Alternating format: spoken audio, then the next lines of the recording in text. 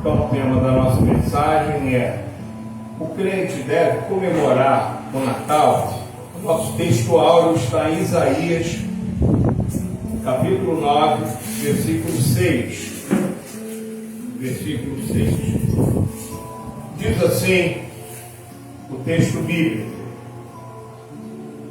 porque um menino nos nasceu, um filho se nos deu, e o principado está sobre os seus ombros, e o seu nome será Maravilhoso, Conselheiro, Deus Forte, Pai da Eternidade, Príncipe da Paz. Maravilhoso, Conselheiro, Deus Forte, Pai da Eternidade, Príncipe da Paz. Queridos, sobre o dia do Natal,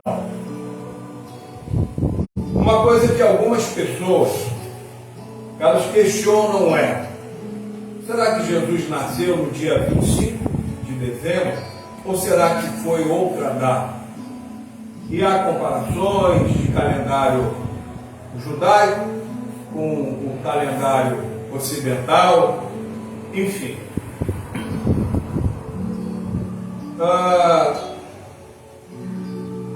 Nós poderíamos até falar em direitos autorais sobre o Natal. O que é um Natal? A data natalícia é a data em que uma pessoa nasce. Você nasceu num dia, num mês, num determinado ano. E a partir do seu nascimento, os anos que vão se passando, se comemora o seu aniversário, ou seja, a sua data natalina, do seu natalício. Parece uma coisa assim, não, é natalício, é só para Jesus. Não, nós temos a nossa data natalícia. Agora, vejam só, eu falava de direitos autorais. Aí você liga a televisão, e mesmo na internet, várias propagandas. Dificilmente você ouve alguém falar no nome de Jesus, no nascimento de Jesus. E aí entra uma figura gorda, barbuda, vestida de vermelho. Quem é essa figura? Papai Noel. E as crianças, elas são ensinadas desde cedo em que o Papai Noel vai passar com o seu saco de presentes, dando presentes às crianças, e fica aquela expectativa, e alguns são ensinados a colocar, pendurar meia na janela, e etc, etc, etc. Cartinha para Papai Noel, uma série de coisas. Agora, quem nasceu no dia 25 de dezembro não foi o Papai Noel, não foi esse gordinho da propaganda da Coca-Cola. Quem nasceu no dia 25 de dezembro foi o Senhor Jesus Cristo. Ele sim nasceu. Ah, mas não foi no dia 25 exatamente. Mas ele nasceu. Ele nasceu. O importante é que nós comemoremos. E comemoremos por quê? Jesus não é simplesmente uma pessoa que veio dividir o calendário em antes de Cristo e depois de Cristo. Para nós, Igreja do Senhor, o calendário da nossa vida é antes de Cristo e depois com Cristo. Porque a partir do momento que Cristo entra nas nossas vidas, Ele não sai mais. E a nossa aliança, ela é formada. E formada perpetuamente até a eternidade. Assim como a gente tem os ladrões do Natal, a gente podia fazer uma alusão, por exemplo, acerca da Páscoa. Então, na Páscoa, que também deve ser comemorada a ressurreição de Jesus, depois de ser morto ao terceiro dia na cruz do Calvário, é o sacrifício vicário, o sacrifício que Cristo fez por toda a humanidade. E aí, de repente, entra um coelho que bota ovo de chocolate e uma coisa confusa. E as pessoas, elas trazem histórias de tradições de povos, e etc, etc. Mas a Páscoa é de Jesus, assim como o Natal é de Jesus. Há discórdia, você pode discordar. É simples. Pede para o Papai Noel te salvar. Pede para o Papai Noel abençoar a sua vida. Pede para o Papai Noel curar você quando você estiver enfermo. É impossível. É impossível. E nós vamos ver a seguir o porquê. A gente vive num mundo de relativização da ética cristã. Tudo aquilo que se chama Deus, que se chama Bíblia Sagrada, é relativizado por narrativas que se baseiam em meras teorias humanas. Ah não, Deus não criou o homem. Charles Darwin, sim, ele propôs a teoria da evolução. E o homem descende do macaco, ele veio aí o elo perdido. Não, veja só, está quase achando, quase. Mas vai achar, calma aí. Calma aí o quê? Teoria da evolução. Para você explicar a obra maravilhosa e gloriosa de Deus, faça-me um favor. E aí vem o Big Bang. Ah, explodiu, houve uma explosão no passado, e a partir dessa explosão as coisas começaram a se formar. Explodiu o que, meu amigo? Era um pano com querosene? O que tinha para explodir? Se não tinha nada. Ah, é isso. Não se levante, pastor Lore, não se levante contra isso, porque isso é um comum acordo em todos os cientistas do mundo todo. Com todo respeito aos amigos cientistas, mas eu não vou me quedar desprezando as Sagradas Escrituras por teoria de ninguém. Então, queridos, nós temos que entender isso. A ética cristã, aquilo que está escrito na Bíblia Sagrada, não pode ser relativizado, não pode ser apequenado, a despeito de qualquer desculpa. A despeito de qualquer desculpa. Esse texto, então, ele começa dizendo: um menino nos nasceu, um filho se nos deu. É bom lembrar que para muitos Jesus ele está no presépio até hoje, tá? Ele é aquele bebezinho lá. Jesus cresceu, Jesus se tornou homem, Jesus cumpriu integralmente o seu ministério. Ministério que foi proposto, determinado por Deus Pai. Alguns dizem, não, a obra de Jesus não foi cumprida completa. Foi cumprida plenamente, sim. E quando ele, Jesus, está na cruz do Calvário, ele diz: Pai, tudo está consumado. Isso é muito importante que nós entendamos. O objetivo da nossa mensagem não é a simples celebração, se vai ter chester, que é aquela galinha que ninguém nunca viu, se vai ter bacalhau, que é outro também, que ninguém sabe se tem bigode, se tem sobrancelha. A questão não é essa. A questão é nós irmos fundo, é nós entendermos o papel do Salvador da humanidade. O que nasceu sim no dia do Natal. Veja só, nós lemos Isaías 9:6. Também no livro de Isaías, no capítulo 7, versículo 14, a palavra de Deus diz assim: portanto, o mesmo Senhor vos dará um sinal, eis que uma virgem conceberá e dará à luz um filho, e será o seu nome Emanuel. Emanuel, amado, significa Deus conosco. Deus conosco.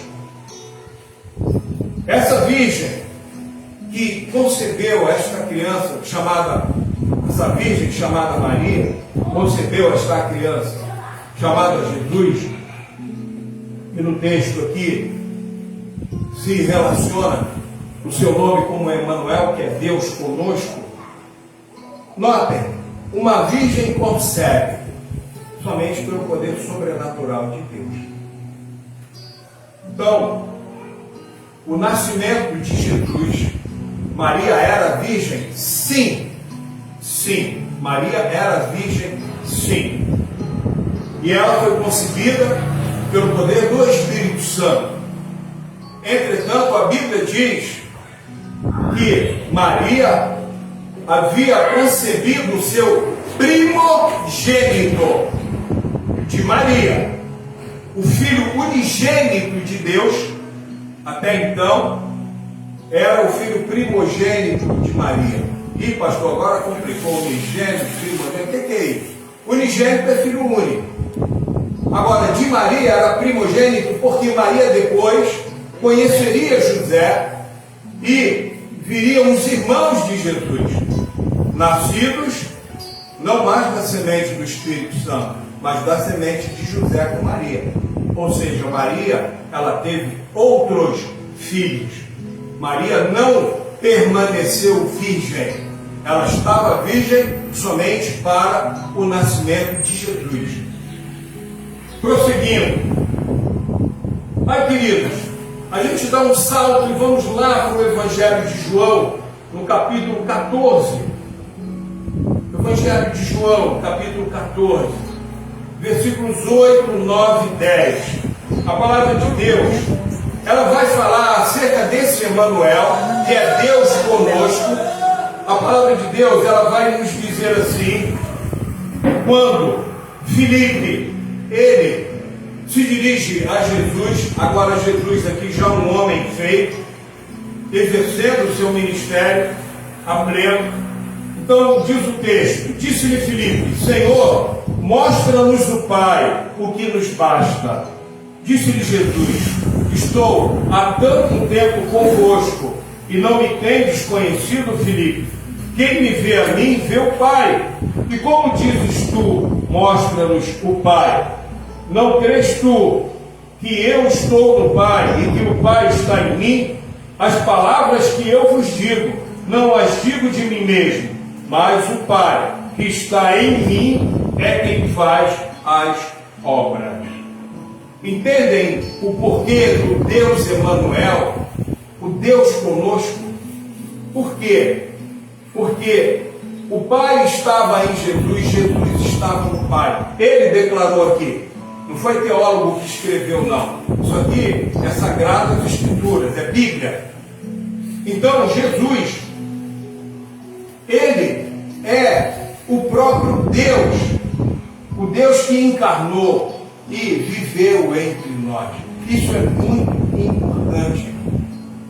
É muito importante nós sabermos isso. Jesus tinha duas naturezas, uma natureza humana, a partir do momento em que foi concebido no ventre de Maria, e uma natureza divina. Então, o texto inicial de Isaías 9,6, voltando para o nosso textual, esse texto vem começar dizendo que Jesus é maravilhoso. Maravilhoso, conselheiro. Por que Jesus é maravilhoso? Porque Jesus, ele é amoroso, ele é perdoador, ele é compassivo. João 3,16 diz, e Deus amou o mundo de tal maneira que deu o seu Filho unigênito, para que todo aquele que nele crê não pereça, mas tenha a vida eterna. Então Jesus, ele é o Cordeiro Santo, sem pecado, que foi sacrificado na cruz do Calvário por amor a nós. Sendo que no seu sacrifício na cruz, ao terceiro dia, Jesus, ele ressuscita. E a ressurreição de Jesus, ela vai dar validade a este sacrifício. Ela vai dar validade à obra vicária de Jesus Cristo. A remissão dos pecados, ela passa a ser efetiva. A vida eterna para o cristão, ela passa realmente a vigorar por meio da ressurreição de Jesus. Porque aqueles que morreram em Cristo, no dia do arrebatamento, eles serão o quê? Ressuscitados em Cristo. E encontrarão com o Senhor nos ares. E depois diz a Bíblia, nós, os que ficarmos vivos. Então a ressurreição de Jesus é de fundamental importância para a nossa fé cristã, para a compreensão da fé cristã. E ele é maravilhoso, por quê? Porque ele opera maravilhas.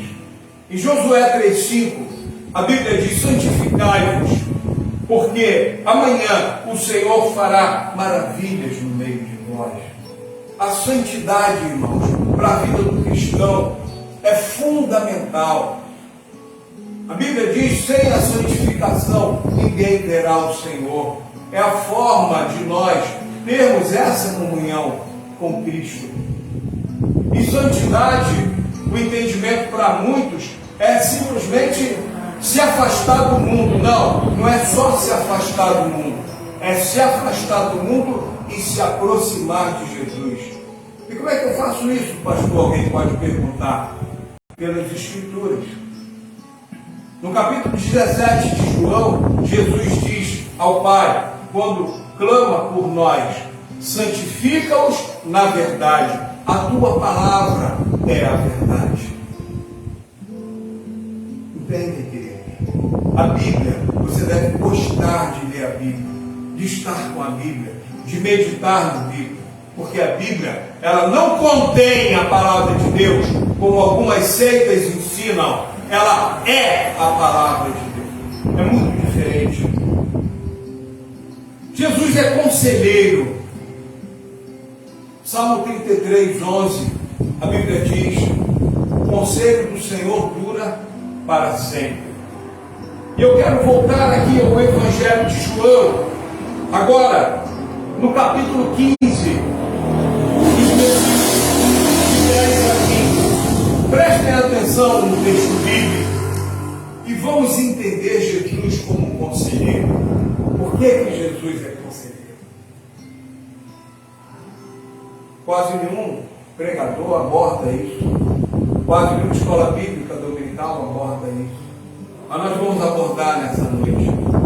Jesus conselheiro. Veja o texto. Evangelho de João, capítulo 15, a partir do verso 10. Se guardardes os meus mandamentos, permanecereis no meu amor. Veja só, se guardardes os meus mandamentos. O que Jesus está fazendo aqui? Aconselhando, orientando. Mas ele coloca um condicional aqui. Se guardardes. Se guardardes os meus mandamentos, permanecereis no meu amor. Do mesmo modo que eu tenho guardado os mandamentos de meu Pai e permaneço no seu amor. Tenho-vos dito isso, para que a minha alegria permaneça em vós e a vossa alegria seja completa. O meu mandamento é este, que vos ameis uns aos outros, assim como eu vos amei. Ninguém tem maior amor do que este, de dar alguém a sua vida pelos seus amigos. Olha que lindo, querido. Jesus está nos chamando de amigos. O Rei dos Reis, o Senhor dos Senhores, o Rei da Glória, o Todo-Poderoso, está nos chamando de amigos. Isso é lindo demais. Repetindo, ninguém tem maior amor do que este de dar a sua vida pelos seus amigos. Vós sereis meus amigos se fizerdes o que eu vos mando. Olha a condição aqui de novo, condicional aqui. Se fizerdes o que eu vos mando. Outro conselho. Já vos não chamarei servos, porque o servo não sabe o que faz o seu Senhor, mas tenho-vos chamado amigos, porque tudo quanto ouvi de meu Pai vos tenho feito conhecer. tudo que ouvi de meu Pai vos tenho feito conhecer.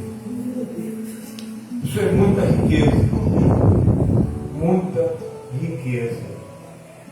E olha só, talvez alguém que esteja nos ouvindo nessa noite não saiba disso.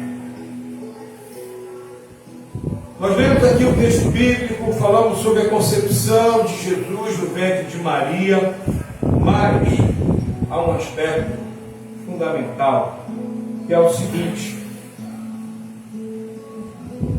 Jesus, Ele é Deus, e Ele criou o mundo. Mas como assim? Novamente no Evangelho de João. Agora a gente dá uma chegadinha no capítulo 1. No capítulo 1. Diz assim, a partir do versículo 9, Evangelho de João, capítulo 1, a partir do verso 9. Olha o que a Bíblia diz, se referindo a Jesus. Ali estava a luz verdadeira que alumia todo homem que vem ao mundo. Estava no mundo quem? Essa luz verdadeira, Jesus. Estava no mundo e o mundo foi feito por Ele. Por quem? Jesus. Queridos, o mundo, o universo foi feito por Jesus. Não tem nada de Big Bang, não. Esquece isso. Deleta. E por Ele. E o mundo foi feito por Ele. E o mundo não o conheceu. Veio para o que era seu. E os seus não o receberam. Mas a todos quantos o receberam, deu-lhes o poder de serem feitos filhos de Deus, aos que creem no seu nome. Olha só, querido. Nós nos tornamos filhos de Deus pela nossa fé em Jesus Cristo. Ele é maravilhoso. Ele é maravilhoso demais. Ele que até então era o unigênito do Pai, o Filho único. Agora ele tem outros irmãos que somos nós. E nos tornamos filhos por adoção, por meio de Jesus Cristo. Aí eu não vou falar aquelas bobeiras de alguns pregadores, declare e receba, não. Eu vou falar assim, entenda e coloque isso definitivamente no teu coração. Não deixa que nada, nunca mais, ninguém tire isso do seu coração. Você é um filho de Deus. Você é uma filha de Deus. Isso é muito importante. Você ter esse entendimento. E aí, a gente vem retornando a Isaías 9,6. O Deus forte. Jesus, o nosso Deus forte. Está entendendo, Daniel? Né? Está com os olhinhos até brilhando. Deus forte. Provérbio 18:10 diz: Torre forte é o nome do Senhor. O Senhor, Ele é nosso refúgio. O Senhor é o nosso abrigo. O Senhor é a nossa fortaleza. E aí então vem Jesus, o Pai da eternidade. Porque Jesus, Ele é o Pai da eternidade. Aí agora a gente dá um passeio lá no livro de Salmos. Salmo 90, versículo 2. Jesus, o Pai da eternidade, diz assim: antes que os montes nascessem, ou que tu formasses a terra e o mundo, sim, de eternidade a eternidade, tu és Deus. Percebe? Jesus, o Pai da eternidade. Antes de que tudo existisse no universo, Jesus, Ele já existia. E Ele vai existir até quando? Até a eternidade. Quando termina a eternidade, pastor? A eternidade não tem fim. E aí agora muitos talvez percebam o que eu falo aqui diversas vezes, irmãos. As pessoas estão muito apegadas nessa terra. com prosperidade material. Tudo bem, você precisa comer, você precisa vestir, você precisa trabalhar. Ok? Ninguém está fechando os olhos. Entretanto, se você vai viver 30 anos, 60, 90 anos, 120 anos, como alguns já têm vivido aqui na Terra, 120 anos não é nada comparado à eternidade. 120 anos é um sopro para Deus. Passou. Acabou a eternidade, a vida aqui na Terra. 120 anos. Morreu ainda ali, 120, mas já morreu, acabou. A eternidade não tem fim. Você salvo em Jesus Cristo, você vai viver, conviver com Jesus até a eternidade.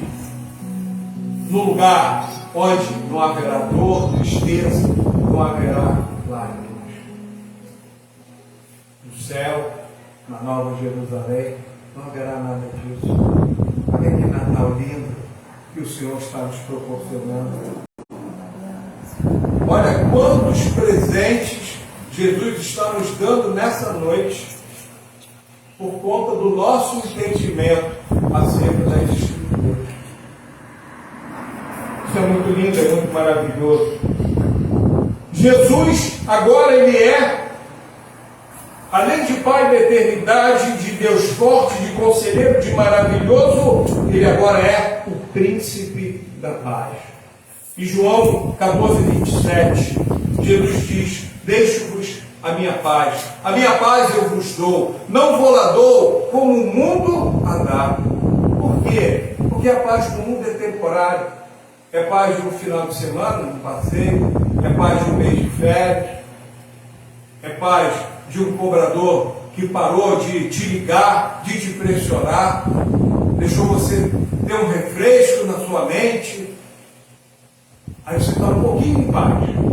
Só que a paz do Senhor, ela é definitiva. Por quê? Porque quem é que não tem paz? Quem não sabe para onde vai? Nós cristãos já sabemos. Nós vamos morar no céu. Pode descer a lenha, pode perseguir a igreja, pode fazer o que for, mas um dia todos nós, crentes em Jesus Cristo, estaremos com Ele até a eternidade. Estaremos com Ele para sempre. Por isso Jesus, Ele é o Pai da eternidade e Ele é o príncipe da paz. Por quê? Porque a paz que Ele nos dá, por conta desta diretiva dele, de que nós habitaremos com Ele eternamente, isso nos tranquiliza. Isso nos tranquiliza. E muito. As pessoas estão inquietas. Aí vão para o spa, aí fazem spa. Aí depois vão ter uma massagem relaxante, né, Carol? Massagem relaxante. Aí depois vão ter uma massagem de não sei mais o que lá, e aí bota um monte de pedra quente na barriga, aí fala para a moça: eu não estou tendo paz. Aí a moça lá do spa fala: vira de bruço. Aí bota aquelas pedras quentes nas costas. Aí: eu não estou tendo paz. Então entra aqui na banheira do ofurô e eu vou botar essas pétalas de rosa e a paz vai vir. E a pessoa mergulha naquela banheira e não acontece. E assim vive o ser humano, como um cachorro que corre atrás do próprio rabo. Sempre, sempre, sempre, sempre. Fez todos os cursos que podia, todas as especializações. Tem um currículo de mais de 30 páginas, quase um livro. Mas muitas vezes nem emprego consegue. E está inquieto, aquela alma está inquieta. E ele chega e fala para si mesmo: mas eu sou um profissional dedicado, qualificado, mas esse mundo é injusto, e não pode, e não sei o quê, e aí, pronto. Aí é a desgraça. Aí aquele homem ou aquela mulher se sente um derrotado, se sente um nada, e a paz nunca vem. Até que ele consegue um emprego, uma multinacional. Agora sim, consegui. Agora eu vou viajar para a Europa, vou conhecer o mundo. E ele passa a viajar para a Europa. Só que a chefia, o diretor dele, fica ali no ouvido dele, aonde ele chega, qualquer que seja o aeroporto, já tem irritação, já tem cobrança, e você mandou um relatório para mim, eu preciso desse relatório, e aquela paz que parecia que ia chegar, ela foi embora. Mesmo sendo muito bem sucedido profissionalmente, só tem a paz verdadeira quem tem Jesus como Senhor e Salvador.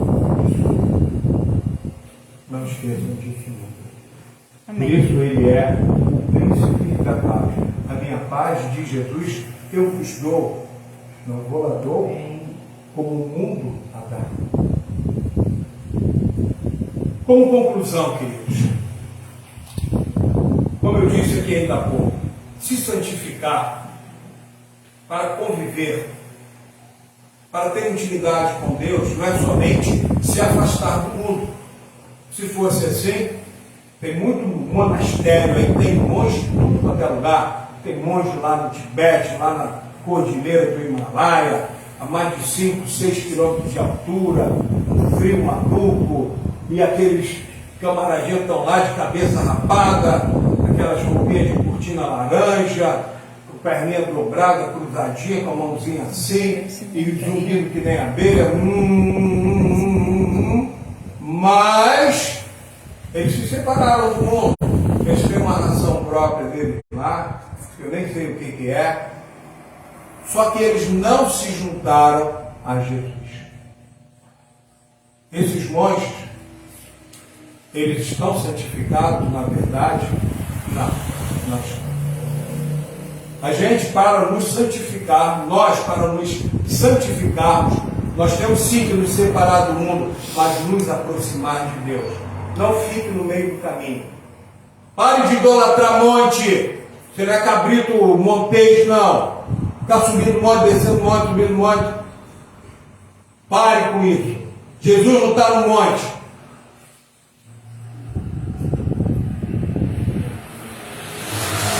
Jesus, ele só vai estar quando o seu coração estiver contrito, quebrantado, e você é dependente dele de verdade. Aí Jesus vai estar na tua vida. Enquanto isso não acontecer, aí eu quero Jesus para arrumar um bom emprego, eu quero Jesus para não sei o quê, para comprar uma casa. Não, Jesus está fora disso, esquece. E mensagem na igreja é para levar o crente para o céu. Quer outras coisas, outros tipos de bênçãos, vai para o show do milhão, sei lá para onde, vai para os, sei lá para onde. Mas aqui na igreja não. A igreja, a primeira missão da igreja, adorar e glorificar o nome de Jesus. E é o que nós estamos fazendo nesse 25 de dezembro de 2022. Estamos glorificando, adorando o nome de Jesus.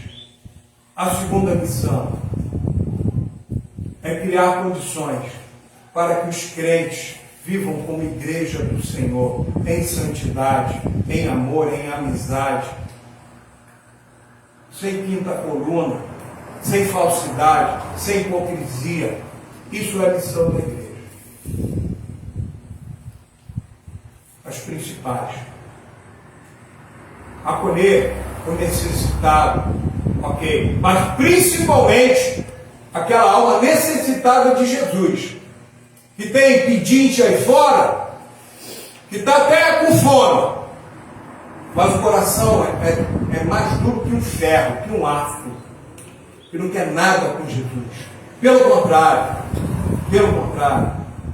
são pessoas más, e muitas vezes estão naquela condição porque Deus está provando, e nós temos que ter discernimento espiritual.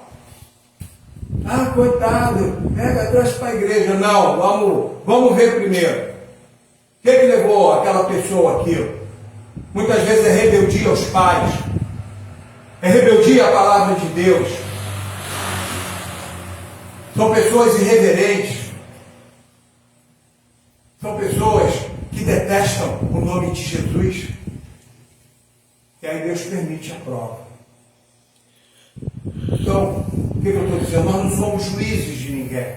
Não estou falando para julgar o próximo, não. Pelo contrário, é amar o próximo como a nós mesmos. Só que o amor, sob a ótica de Deus, ele tem um filtro. Porque na igreja não entra sem vergonha. Na igreja não entra mentiroso. A igreja é um lugar, como eu digo aqui, vou repetir 1 milhão de vezes, os melhores cidadãos do Brasil estão na igreja de Jesus Cristo. Os homens mais honrados, as mulheres mais honradas, sejam jovens, sejam velhos, sejam adolescentes, é aqui na igreja do Senhor. Por quê? Por causa da educação cristã. A educação cristã. A educação cristã é uma constante. É uma constante. E todos os dias, irmãos, nós estamos aprendendo uns com os outros. Eu, de certa forma, como pastor, levo uma certa vantagem. Por quê? Porque eu tenho muitos irmãos em quem eu posso me espelhar. Muitos servos, muitas servas de Deus, valiosos, valorosos para Cristo Jesus. E eu aprendo muito com vocês. Então, queridos, é assim que nós caminhamos. Nós somos a igreja, a noiva do Cordeiro. Então, independentemente da data exata do nascimento de Jesus, se foi novembro, se foi outubro, se foi dezembro, o Natal deve ser comemorado. Por quê? Porque Jesus nasceu, morreu na cruz em sacrifício por nós, ao terceiro dia ele ressuscitou. E ele está vivo. Jesus é o nosso Deus, Jesus é o nosso Senhor, Jesus é o nosso Salvador. Amém. Então, nunca esqueçam disso, queridos. Nunca esqueçam disso. O nascimento de Jesus, eu não estou detalhando aqui, porque não é o alvo da nossa mensagem nessa noite, o detalhamento do nascimento de Cristo, mas nós vemos nesse texto de João capítulo 1, veio para o que era seu, mas os seus não receberam. Amados, Jesus não tinha lugar para nascer, ele não teve lugar para nascer. Você já parou para pensar nisso? Eu nasci de parteira. Se eu não estou enganado, foi minha avó que fez o parto da minha mãe. E eu vim ao mundo, mas eu nasci dentro de uma casa. Antigamente era assim, era muita parteira, né, irmã Fátima? Era comum. Sozinha. Então. Só que a minha mãe. Agora vejam só, queridos. Jesus, ele não teve um hospital, não teve Santa Casa. Jesus não teve um hotel, uma pousada. Ele não tinha nenhuma estalagem onde José pudesse conduzir Maria para dar a luz a Jesus. Então Jesus, ele vai nascer numa manjedoura. A manjedoura, em linguagem de hoje, é curral, é lugar sujo, cheio de cocô de vaca, de bicho, de cabrito, de porco, sei lá de quê. Cheio de carrapato, cheio de mosca. Foi ali que Jesus nasceu. O Salvador da humanidade. Nem na hora do seu nascimento, a humanidade, ela deu um lugar digno para que Jesus nascesse. Por que eu estou falando isso? Eu não estou apequenando Jesus, não, muito pelo contrário. O que eu quero dizer é que às vezes a gente é tão prepotente, tão arrogante, o nosso nariz fica tão em pé, que é capaz da gente, no caminho para casa, a gente dar mais de 50 topadas, porque a gente não consegue olhar para baixo. A gente só olha para cima, com altivez. Não é assim que se serve a Jesus. Nós servimos a Jesus em humildade. Então, que nós aprendamos isso nesse dia maravilhoso de Natal, do ano de 2022, 25 de dezembro. O exemplo do nosso Mestre, o exemplo do nosso Senhor, do nosso Salvador. Ele jamais usurpou nada daquilo que Deus houvesse proposto para ele. Ele se contentou em ter somente aquilo que foi o destino dele, como Cordeiro Santo, imaculado aqui nesse mundo. Esse é o grande exemplo de Jesus. Que nós possamos servir a Cristo com a mesma visão, nos despindo do nosso eu, do nosso ego, deixando o Espírito Santo habitar em nós, cada vez mais, não somente habitar, porque ele já habita naqueles que são crentes, mas dando lugar ao Espírito Santo, deixando esse Deus Emmanuel, esse Deus glorioso, viver em nós, em todos os momentos, em todas as situações, buscarmos pensar como Jesus pensa, buscarmos sentir como Jesus sente, não com ódio, nem com inveja, mas sempre com altruísmo, não com egoísmo, mas sempre pensando no próximo, sempre pensando no bem da igreja do Senhor Jesus. Vamos nos colocar de pé, vamos orar em nome do Senhor Jesus Cristo.